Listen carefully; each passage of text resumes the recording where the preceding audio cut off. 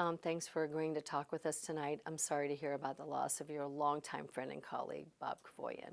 Incredibly sad news, but Bob was one of a kind. He had a great life, and he would be the first one to tell you. I was lucky enough to spend about 3 hours with him just 2 Saturdays ago, and he was in pretty good shape, but he had been battling cancer, and we didn't expect it to take him this quickly, but he had a good day today, and he died in the presence of his 3 sons and his beautiful wife, Becky. And this is almost too poetic. Bob was a huge Beatles fan, and his favorite Beatles album was Abbey Road. And Bob was lying in bed, and they played side 2 of Abbey Road, and his family, they're all singers. They were singing along as it ended, and that's when Bob took his last breath. 75 years old. 75 years old. He retired 10 years ago and had a great life in retirement. A funny story, when I met Bob, he had just stopped working for the touring musician group called the Young Americans, a choral group. They did plays, and they were based in Los Angeles, but their summer home was up in Michigan in Harbor Springs. And when I met Bob, he had left the group and ended up working at a radio station up there. But I can remember saying to him, someday I want to get an RV and drive this beautiful country of ours. And Bob said, that'll never happen. I've spent the last 3 years driving everybody around. I don't ever want to drive anywhere again if it's more than 4 hours. And then he retired, and I don't know exactly what juice Becky had, but they bought an RV and they spent the last decade having a wonderful time all over the United States of America. So you never know. Yeah. Becky really changed him, and they just had a great life before and after retirement. It was so fun to watch their Gulfstream adventures. I followed them on social media long after he was on the show, and it really looked idyllic. It's like that's what you want a retirement to be.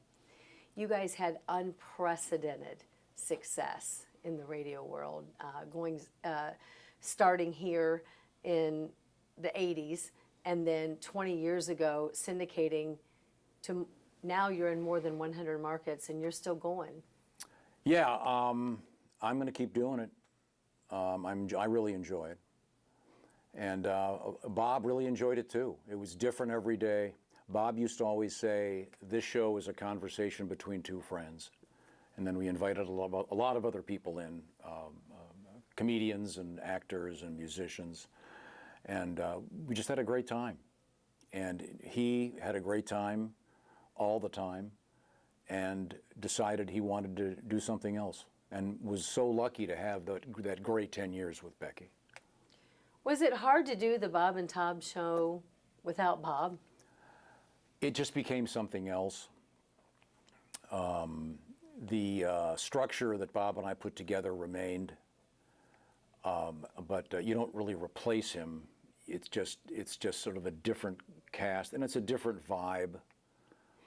And it took a while for me to figure out what I was doing, which is much like it did in the beginning.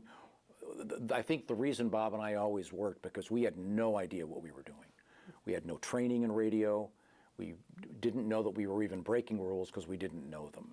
So we were in the right place at the right time, and we're very lucky. What do you hope is Bob's legacy? Bob is well loved by so many. Bob died late this afternoon, and the world we live in, my phone immediately, I literally got a phone call from the middle of the ocean from a friend of mine who's a comedian, and I can't imagine how these people all heard about it so quickly. But with social media, the word gets out. So it's important that everybody know that he'll be remembered as a positive guy that was laughing and was trying to bring humor to everything, and that he went out with a positive vibe. The last words that he spoke were something to the effect of, "I'm having fun. I'm going to have a good day." That's pretty amazing as someone who was potentially going into hospice. Yeah, I think he made peace with it.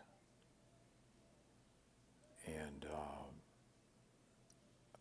we just didn't know it was going to be now. How are you doing processing this news? I'm okay. I'm just really sad. And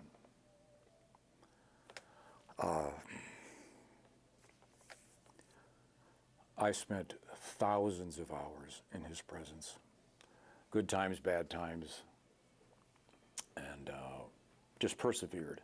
You know, we'd come in here and deal with whatever it might be on any given day and try to find some levity in it. We usually did, not always. But his legacy will be that of someone who was funny and at the same time really beloved by the people that listened to the show and knew what he was like. Thanks for talking with us. Of course. I appreciate it. Not a problem. And my condolences.